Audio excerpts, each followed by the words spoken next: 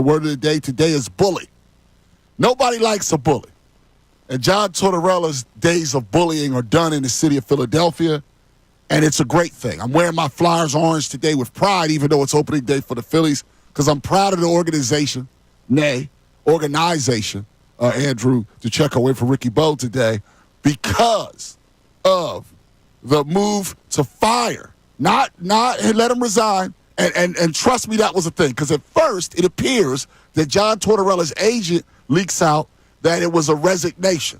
And then Danny Briere made a point of saying that he relieved him of his duties, and I believe that was for a reason.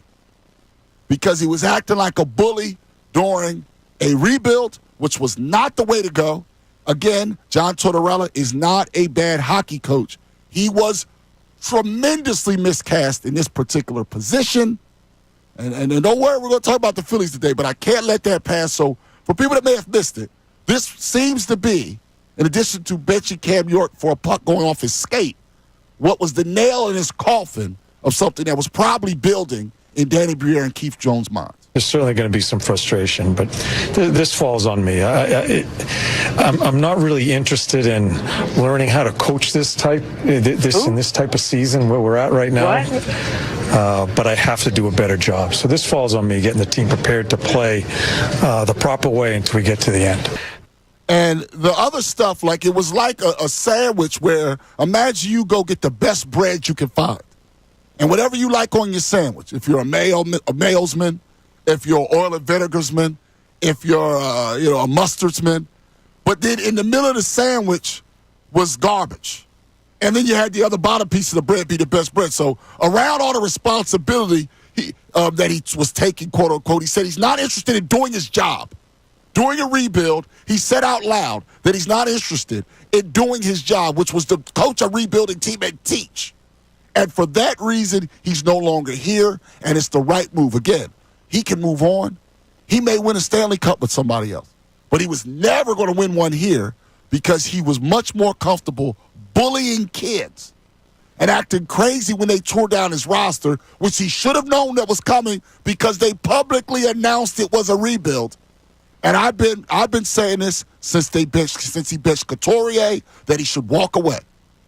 And now, because he didn't walk away, the Flyers took it away, his opportunity to walk away. And it was the right thing to do.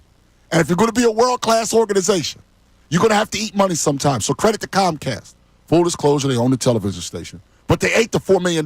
Some people would, during a rebuild, they would just let it play out next year. And then at this point, with a few games left, next year when they don't have to eat the money, then they would let him walk. Instead, they said, no, $4 million is worth it.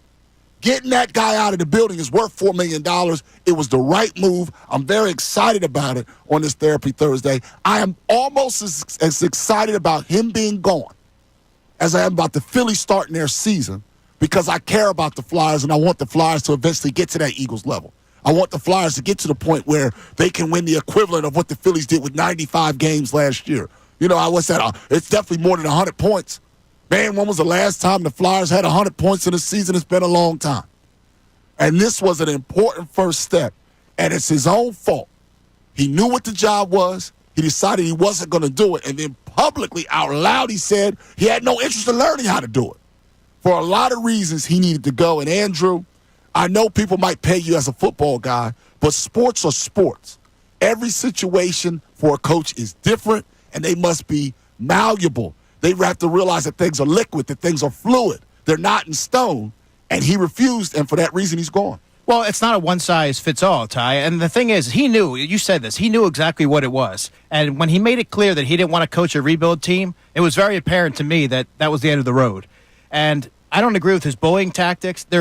Look, I'm all for tough coaching, but there's a way to do it. It's all about the messaging. And for him, he would rather be that authoritative figure and poke guys in the chest rather than coach and really develop players. And I'm all about player development. And for a team like the Flyers that are prioritizing youth and growing and taking this thing the next step forward, it's going to be a process. He was not the right guy for it. No, he wasn't.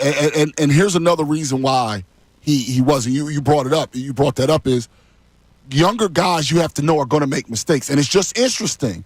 Relating it back to the Eagles, how we were talking about how Vic Fangio is old school in the right way. In that, yes, he's old school, but Look at how many young players he was coaching. Look how many young players were actually playing on the field. In fact, during the season, he forget what Howie was saying. He let a player go from being deactivated week 1 to basically starting in the Super Bowl. That's an old school coach in the right way. This guy was an old school coach in the wrong way. And those guys, to me, do not have a place in modern sports anymore. It is not the 80s anymore. It's not the 90s anymore. It's not even the 2000s anymore. Like, you want to feel old. The movie Back to the Future, set in 1985, went back to 1955. You do know if that movie was set now, they'd be going back to 1995. The world has changed. Like, think about it. Like, think about from sock hops to what was going on in 85. Well, think about now going back to 1995. I know it doesn't feel the same. That's the same time. And I think in some ways his coaching style was a relic because he didn't adjust to the times the right way, while a guy like Vic Fangio, who's old school, did it masterfully. No, I agree. I think that that's a really good equation. You can coach hard. Yeah. Vic Fangio found a way to coach hard, but also have a collective buy-in. Not saying the Flyers players didn't buy in, but you tend to, sometimes your words fall on deaf ears if the approach isn't the right way. It's not conducive to being successful, and for that reason, for many reasons, he's no longer here. Thanks so much, everybody, for watching. Really appreciate it. If you want more of this content, make sure you like and subscribe. And you know you can do that kind of over here if you want more of the best show ever.